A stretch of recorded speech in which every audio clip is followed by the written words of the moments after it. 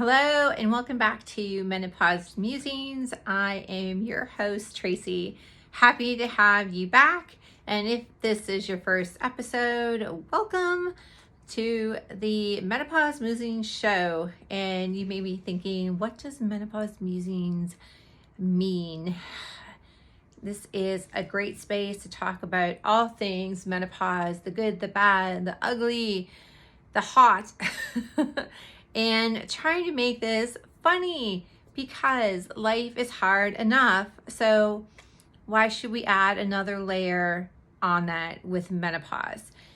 There are many symptoms of menopause. Everybody's affected a little bit differently, but there's almost one universal symptom thing that happens as our hormone levels are changing. Your estrogen is dropping, and again, things are in this wavy pattern up and down, but your cortisol will rise in the middle of the night. Your sleep patterns change a little bit, and you will wake up about 2 o'clock to 3:30, depending upon when you go to bed.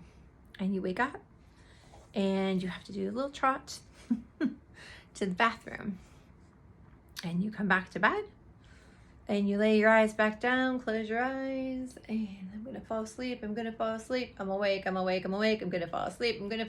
I'm awake. You're stressing because you're not falling asleep. I have 20 million things I need to do tomorrow and I need to sleep, but I'm not falling asleep, and your brain goes haywire through an endless loop that will not allow you to go back to sleep. You may even start counting sheep. 1, 100, 2, 100, 3, 100, trying to get back to sleep. Being tired and being consistently tired, I have been there. It is hard. It is frustrating. It makes you irritable. Well, maybe it makes me irritable. I don't know. Maybe it makes other people irritable. I cannot impress about how important sleep is. And I have some tips to kind of help you get back to sleep, because I don't know of a way to make that stop. Now, I do use a little estrogen and progesterone at night, and it does make it better. So I'm not a doctor. Talk to your doctor if you've gotten your hormones level checked, and it does help. But you may still wake up in the middle of the night and have to do that little trot to the bathroom. So please listen, these are very important tips that will help you get back to sleep. Number 1, do not turn the lights on when you take your little trip to the bathroom. Why do we not turn the lights on? When your brain sees light, it does think it's morning, and your whole body is going to start that waking up process. So clear a path in the bathroom, make sure you don't crash into anything, but get there safely to the bathroom, do your thing, do a little trot backwards to the bed, and then close your eyes and begin the process of going back to sleep. Now, you've made the trip to the bathroom, didn't turn on the lights, and you're safely back in bed. So, tip number 2, what most people do, I'll just look at my phone. Stop. Right now, stop. Do not look at your phone. The light from your phone will trigger your brain, and you're not going to be able to go back into that sleep mode. I beg of you, do not pick up the phone. You do not need to see what's happening on Facebook, Instagram, TikTok, Snapchat. That can all wait until the morning when you truly want to get up. So stop. Stop. The third tip is, if you have a white noise machine or maybe a fan, use that.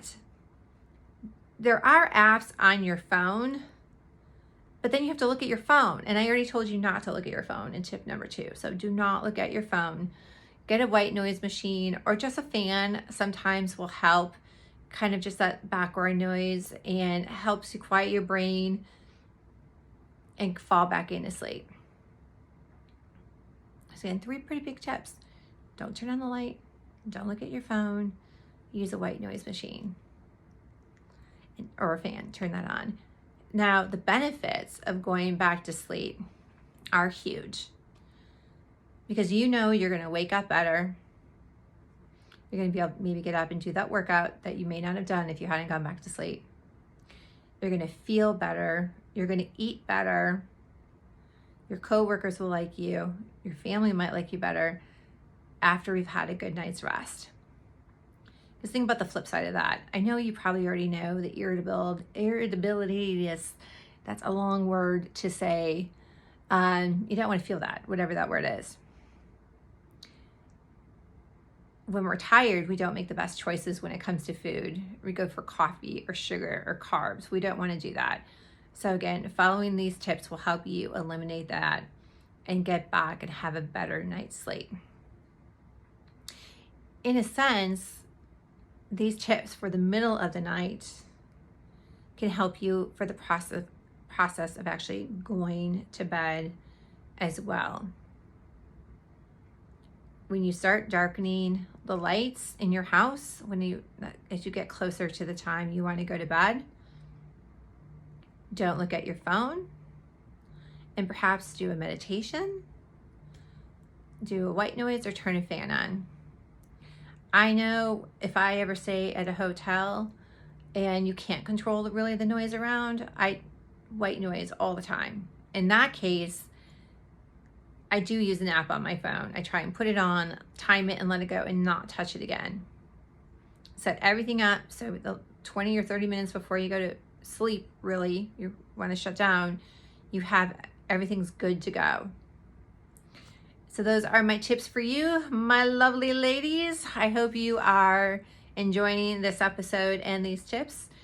If you use something to fall back asleep in the middle of the night, I would love to hear from you. So please drop me a comment. And again, I'm trying to put out content for you guys every week. So if you want to hear more, let me know. And to be aware of the new stuff dropping, you know, that button down there, that subscribe button, just hit that one with that little bell and you'll get notified. Thank you so much. Have a fantastic day and a good night's rest. Tea out.